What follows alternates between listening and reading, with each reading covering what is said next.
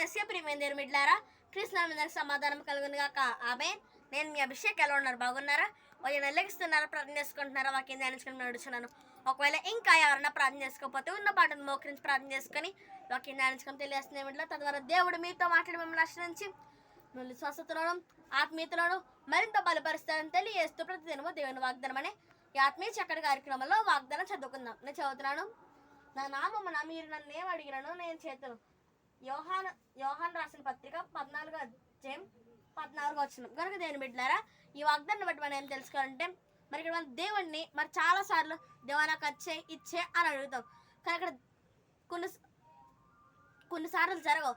అప్పుడు మనం ఏమనుకుంటామంటే దేవుడికి నేనంటే ఇష్టం లేదా అని అనుకుంటాం. కానీ అలా కాకుండా ఇక్కడ దేవుని వాక్యం సెలవిస్తుందంటే, నా నామమున మీరు నన్ను ఏమడిగినా నేను చేతును.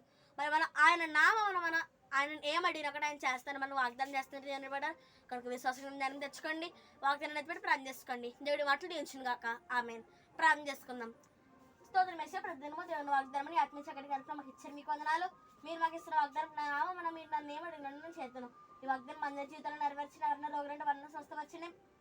అదేవిధంగా పుట్టినరోజులు బెల్లో జరిపించుకుంటున్న ఆశ్రయించండి.